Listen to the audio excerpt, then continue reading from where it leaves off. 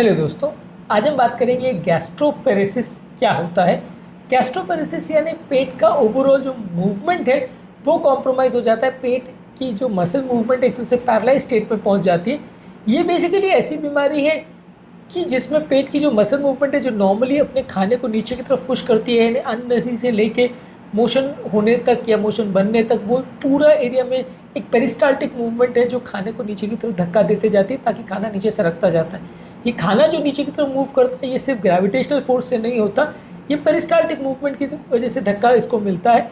नहीं तो आदमी अगर लेटा रहे तो आदमी का खाना मूव ही नहीं हो, सारा पेट में जमा हो जाए, नीचे जमा हो जाए। तो ये पेरिस्टाल्टिक मूवमेंट जब कॉम्प्रोमाइज हो जाती है तो इसको गैस्ट्रोपेरेसिस बोलते हैं। आज हम बात करेंगे इसके कारण क्या है, इसके लक्षण क्या है, इसको डायग्नोज कैसे करते हैं, इसको ट्रीट कैसे करते हैं, इस पर एक ब्रीफ या शॉर्ट ओवरव्यू करेंगे ताकि आपको इसके बारे में जानकारी मिल जाए।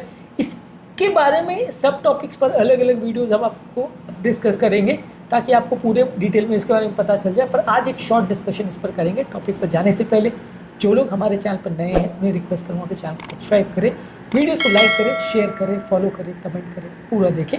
टॉपिक बहुत ही इंपॉर्टेंट है इसलिए इसे अंत तक देखिएगा। तो बिना समय बिगाड़े चलिए शुरू करते हैं टॉपिक।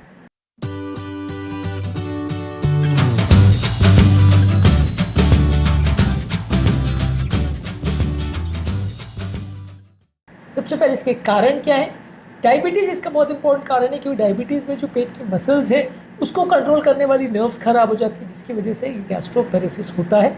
इसके अलावा सर्जरी के बाद जो नर्व्स पेट को सप्लाई करती है, खासकर वेगस नर्व, उसका डैमेज हो जाता है तो इसकी वजह से हो सकता है। कुछ मेडिसिन, खासकर जो ओपियोइड मेडिसिन है, नार्कोटिक जो पेन किलर्स के लिए यूज़ करते हैं, वो पेट की गैस्ट्रिक एम्प्टिंग को स्लो करते हैं तो इससे भी हो सकता है।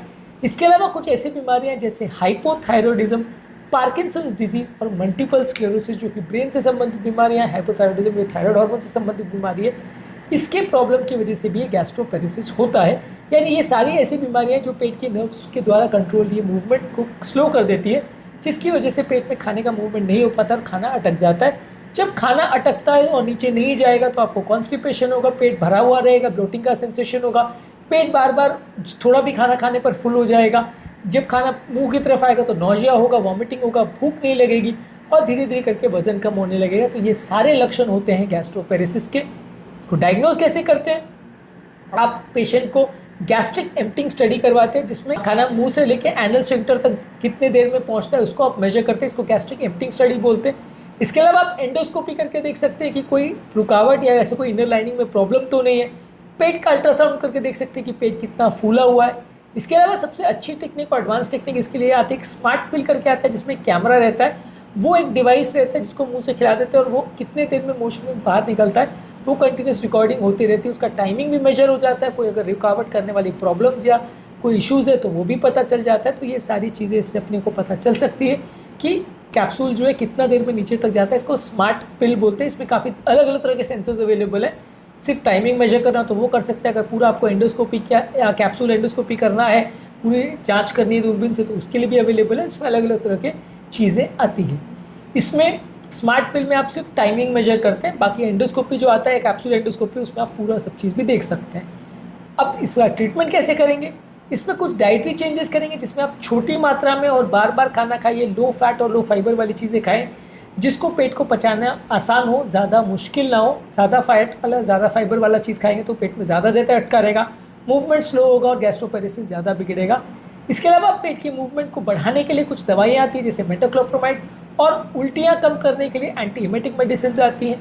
इसके अलावा आप पेट की स्टिमुलेशन कर सकते हैं, नर्वस स्टिमुलेशन। इसमें गैस्ट्रिक इलेक्ट्रिकल स्टिमुलेशन मेथड आता है जो सीवियर केसेस में मदद कर सकता है। पेट को इलेक्ट्रिकली स्टिमुलेट करके ये मसल्स की मूवमेंट करवाते हैं। कुछ केसेस में जहाँ पे अगर खाने का बहुत ज़्यादा प्रॉब्लम हो रहा है तो पाइलोरोप्लास्टी करके एक सर्जरी होती है, वो इसमें किया जा सकता है जिसमें इसमें कुछ फ़ायदा मिल सकता है। इसमें ट्रीटमेंट मोडालिटीज़ है, उससे संबंधित अलग अलग टिप्स पर हमने एक अलग वीडियो किया, उसको चेकआउट करें। ओवरऑल इसके मैनेजमेंट में और भी कुछ चीज़ें इंपॉर्टेंट है। कई लोग जिनको डायबिटीज़ होता है उनके ब्लड शुगर में वेरिएशन आ सकते हैं तो उसको मैनेज करना पड़ेगा। जब गैस्ट्रोपेरेसिस हो जाता है तो बॉडी की न्यूट्रिशनल रिक्वायरमेंट्स मीट नहीं होती तो उसको मैच करना पड़ेगा, बॉडी को पर्याप्त विटामिन मिनरल्स देने पड़ेंगे। और खाना खाने के बाद आप कोशिश करिए कि आप तुरंत ना लेट जाएं। ग्रेविटेशनल फोर्स का सहारा मिलेगा, अगर आप बैठ के रहेंगे या खड़े रहेंगे तो खाने को नीचे तक जाने के लिए थोड़ा ग्रेविटेशनल फोर्स का सहारा मिलेगा, लेटने से खाना वापस मुंह की तरफ आ सकता है। और इसके अलावा आप रेगुलर फिजिकल एक्टिविटी वगैरह करते हैं तो इससे भी मसल का टोन इंप्रूव होता है। बॉडी का डायबिटीज़ रिलेटेड जो नर्वस डैमेज वगैरह होता है इसमें भी आपको फ़ायदा मिलता है। और अगर इसके अलावा कोई और बीमारी है जैसे थायराइड है या ब्रेन रिलेटेड बीमारी है जो नर्व्स को अफेक्ट कर रही है, उसको आपको अलग से ट्रीटमेंट करना पड़ेगा।